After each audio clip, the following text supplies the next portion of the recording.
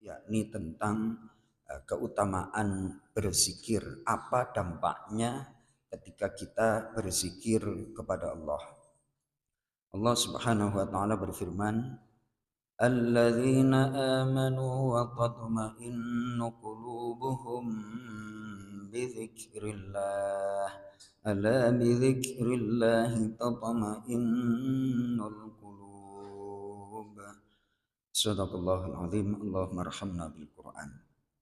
Jadi orang-orang yang beriman wa tatma'innu qulubuhum dan menjadi tenang hati mereka. Tenangnya hati itu dalam Al-Qur'an ternyata bizikrillahi dengan berzikir kepada Allah. Ala ketahuilah bizikrillahi dengan berzikir kepada Allah, sebab zikir kepada Allah, karena zikir kepada Allah tatmainnul qulub, hati menjadi tenang. Ada penjelasan yang sangat menakjubkan, yang menarik dari seorang ulama yang bernama Ibnu Juzai. Beliau mengatakan seperti ini, tuma'ninatul qalbi afdalu minas sa'adah. Tenangnya hati itu lebih utama daripada kebahagiaan, daripada kesenangan. Kenapa demikian? Li'anna sa'adata waqtiyatun. Karena yang namanya kebahagiaan itu sifatnya temporer. Contoh, ketika kita baru mendapatkan rezeki, duit, alhamdulillah. Habis itu dibawa pulang, rezekinya ternyata dibagi untuk keluarga, habis lagi. Jadi sifatnya kebahagiaan itu temporer. Apalagi kalau orang mau menikah, terus setelah menikah, waduh itu seolah dunia milik kita berdua, yang lain ngontrak katanya.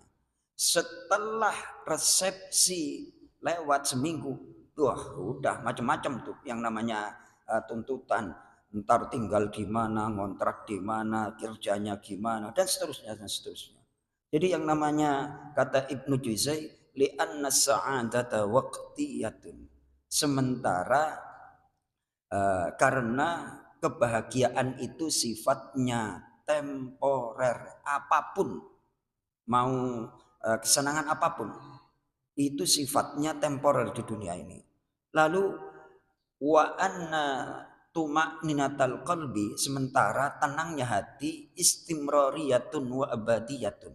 Sifatnya itu terus menerus dan selamanya. Wa min asbabi dan di antara sebab-sebab tenangnya hati yaitu adalah zikrullahi, dengan berzikir kepada Allah. Puncak daripada berzikir itu sholat. Karena sholat itu menggabungkan antara zikir lisan, zikir badan, dan zikirnya hati. Jadi ketika Allahu Akbar, Allah Maha Besar, hati meyakini, lisan mengucapkan, gerak badan kita itu berzikir, dari takbir mengangkat tangan, kemudian ruku, dari ruku sujud, dari sujud bangkit lagi, itu adalah zikir badan. Jadi puncaknya orang berzikir itu adalah sholat. Makanya ketika orang telah menunaikan sholat, pasti kalau sholatnya tentunya karena Allah, adapun khusyuk itu presentasinya ya masing-masing lah. Tapi yang jelas orang kalau sudah menunaikan sholat pasti akan mendapatkan ketenangan, itu pasti. Itu di dalam Al-Quran dijelaskan demikian.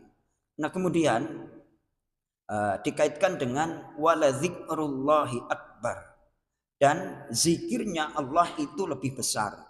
Maksud daripada zikirnya Allah itu yang paling mengena, dan saya pilih tafsirnya adalah zikirnya kita dengan zikirnya Allah lebih besar zikirnya Allah.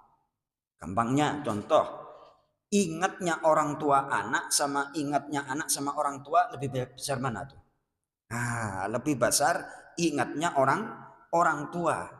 Demikian juga ingatnya kita kepada Allah lebih besar ingatnya Allah kepada kita. Rumusnya, walaupun khusyuk kita katakanlah 5%, yakinlah pemberian Allah tetap full 100%. Apalagi kalau khusyuk kita semakin banyak, tentunya perhatian Allah semakin besar. Dan jangan dikira berzikir dengan lisan itu faidahnya sederhana.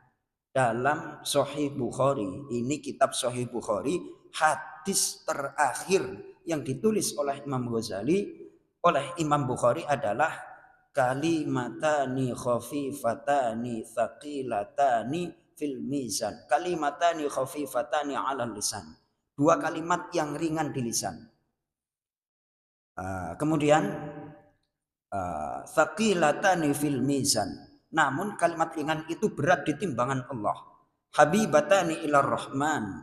Dicintai oleh Allah yang maha rahman. Itu adalah subhanallah wa bihamdihi subhanallahil azim. Maha suci Allah dengan memujinya dan maha suci Allah yang maha agung. Artinya kalimat-kalimat yang mengandung zikir itu dicintai oleh Allah, berat di timbangan dan ringan di lisan. Saya ketika ngaji itu sangat terngiang di telinga saya diterangkan. Kenapa ringan di lisan? Udah jelas paham lah. Cuman ngomong bismillahirrahmanirrahim, la ilaha illallah subhanallah, ringan di lisan. Kemudian berat di timbangan. Gini kok, kamu nggak bisa mengucapkan subhanallah wa bihamdihi subhanallahil azim tanpa ada makanan. Makanan itu dari tumbuhan. Tumbuhan itu nggak bisa hidup tanpa matahari. Siapa yang nyangga matahari, yang bawa matahari itu berapa juta malaikat itu. Kemudian planet matahari sama planet yang lain itu berapa kali lipat.